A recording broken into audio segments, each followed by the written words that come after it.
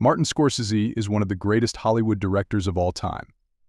Since the 1960s, Scorsese has worked tirelessly to direct some of the most iconic movies in history, movies known for their complex characters, moral ambiguity, and gritty depictions of life in America. Alongside his incredible storytelling, Scorsese has worked with some of the finest cinematographers the industry has to offer, such as Michael Ballhaus, Rodrigo Prieto, and Michael Chapman, to create incredible camera shots that have cemented their place in cinematic history.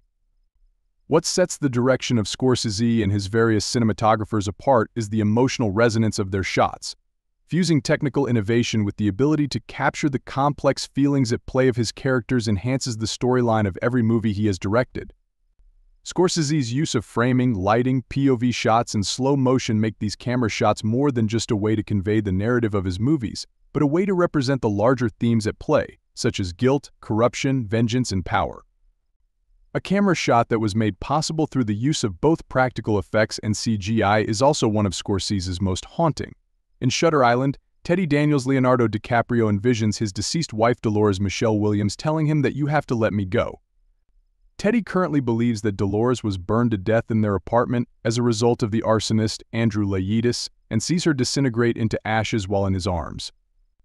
It is a shot accompanied by Max Richter's On the Nature of Daylight, a string piece that perfectly captures the themes at play here. It's a harrowing shot, and one that serves a dual purpose in propelling Shutter Island's narrative forward.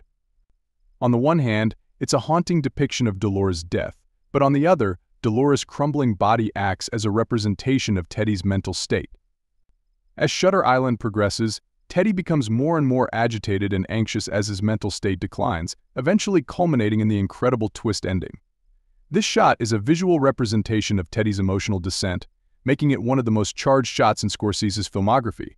In a movie heralded by many to be Scorsese's magnum opus comes one of the coolest, yet tension-filled camera shots of his entire career. In this scene in Goodfellas, Jimmy Conway Robert De Niro is sat at a bar, smoking a cigarette while looking at Maury Kessler Chuck Lowe. The camera begins to move towards Jimmy as he takes a drag, his eyes never leaving his subject. The opening guitar riffs to Cream's Sunshine of Your Love gives this particular shot an awesome ambience that pays homage to the cold, calculated nature of Jimmy's character. Jimmy appears to be lost in thought as he watches Maury, but it is widely assumed by audiences that he is plotting a way to kill him after being consistently badgered about paying him back money from the Lufthansa heist. This is a shot that somehow manages to capture the entire essence of Jimmy's character without De Niro having to speak a single word of dialogue, offering viewers a glimpse into his morally bankrupt mind. The Cream track, the brooding lighting, De Niro's emotionless yet calculated expression, and the slow zoom all contribute to making this shot one of Scorsese's most beautifully simple. Travis Bickle Robert De Niro is one of the most iconic Scorsese characters of all time, with his story being the focus of Taxi Driver's narrative. In one of the most uncomfortable scenes of Taxi Driver, Travis begins an intense regimen of physical and tactical gun training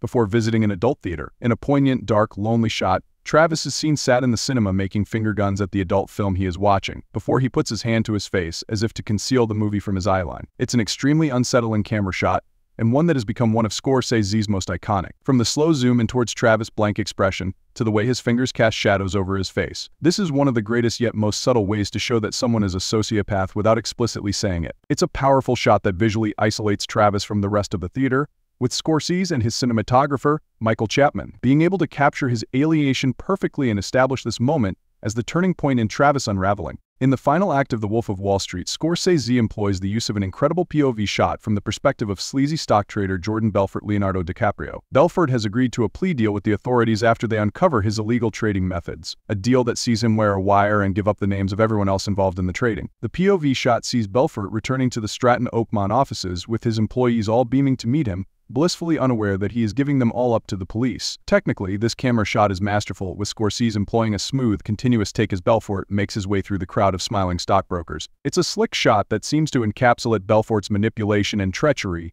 blurring the line between complicity in crime and just observation. Ultimately, it's a shot that reinforces the themes of excess, exploitation, greed, and selfishness that define The Wolf of Wall Street, and is juxtaposed by Belfort's regretful monologue as he walks through the crowd. One of the most famous shots in Goodfellas comes when Henry Hill Ray Liotta is escorting Karen Lorraine Bracco to the Copacabana Club. It's a continuous Steadicam shot that follows Henry and Karen as they walk across the road to the club, enter through the back entrance, weave through narrow hallways and bustling kitchens, before eventually reaching the lively main room where their table is already set up for them. It's undoubtedly one of the most immersive shots in Scorsese's filmography. The Copacabana Steadicam is nothing less than a technical marvel, requiring intense coordination, not just from the crew behind the camera, but from the cast in front of it. The smooth motion and speed at which everything seems to happen can almost sweep the audience off their feet and push them into the glamour of Henry's life. Thematically, the camera shot also serves as a stark reminder of how quickly Henry has ascended the world of organized crime, with his swift navigation through the back hallways of the Copacabana representing his ability to navigate the criminal underworld.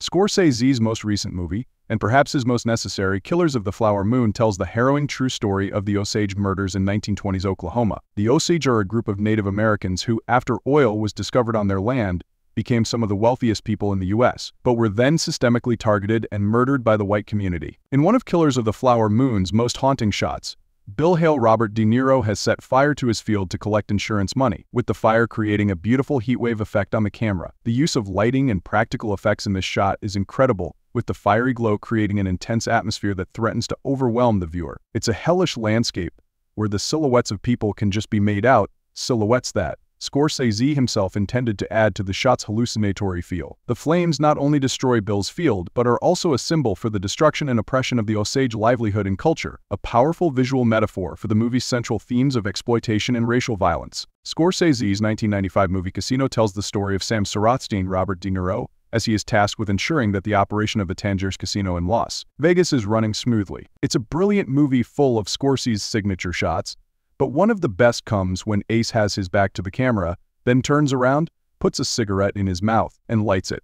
It may just seem like a simple camera shot, but besides being cool to watch, manages to capture the essence of Ace in a brilliantly subtle way. As Ace turns to look out over the casino floor, the audience is imbued with a feeling that this man undoubtedly has authority, but is detached from the world around him. Ace is emotionally distant from what is actually happening in the casino, potentially viewing his job as a necessity more than something he would like to be doing. The cool, almost careless way that he lights his cigarette is a testament to this, implying that the character can seize control in an instant, but prefers to keep his distance. The opening shot of Goodfellas, accompanied by Henry Hill's Ray Liotta's famous line, "As far back as I can remember, I always wanted to be a gangster," has become potentially the most iconic camera shot in Scorsese's entire filmography. The shot sees Henry bathed in the red light from his car brakes, staring at bloody rags in the trunk, before he promptly slams the trunk shut. As he shuts the trunk, Tony Bennett's Rags to Riches starts playing, acting as the metaphorical cherry on top for Goodfellas' perfect opening scene. It's a shot that perfectly captures the essence of the movie, with the brooding lighting acting as a symbol for the criminal underworld Henry has found himself in. It establishes his character, with the almost conversational way that Harry tells us that he always wanted to be a gangster, reflecting the normalcy of organized crime for the character. It's a technically flawless shot, with a fast yet smooth zoom, an iconic narration, an incredible needle drop, and one of the most legendary freeze frames in cinematic history. Perhaps one of the most famous shots and lines of dialogue in movie history comes in Scorsese's 1976 Taxi Driver. Robert De Niro's Travis Bickle is psyching himself up in the mirror of his apartment, practicing his tough guy persona, and preparing for a violent confrontation. This shot in particular locks in on Travis' reflection as he talks to himself, uttering the now iconic line. Technically a very simple shot, this does not take anything away from how effective it is. The static camera truly allows De Niro's actions and monologue to take center stage, with every gesture, every blink, every twitch, and every word being taken in by the audience. The shot doesn't cut away, showcasing De Niro's incredible acting talents, while also giving audiences a further glimpse into Travis' growing instability that they are helpless to stop. It is truly hard to think of a more poignant, emotional, or touching final shot in Scorsese's cinematography, or indeed, anyone's, than the final shot of Killers of the Flower Moon after the rather meta scene of Scorsese himself giving a monologue to an audience about the Osage murders. The movie cuts to a shot of a modern-day group of Osage people in a powwow dancing circle. It's a bird's-eye shot that slowly zooms out, revealing the true size of the dancing circle, before cutting to black and letting the credits roll. After watching over 200 minutes of the Osage people being oppressed and systemically killed for their money, seeing that their legacy lives on in the 21st century imbues audiences with a glimmer of hope. Of course, this camera shot cannot undo the horrific injustice of the Osage murders, but it serves an important purpose of delivering the message that their people have endured. It's an emotionally charged shot that is technically incredible, and transcends being important just for the sake of the narrative, but important for the fight for Native American justice overall. This is undoubtedly Scorsese's finest camera shot.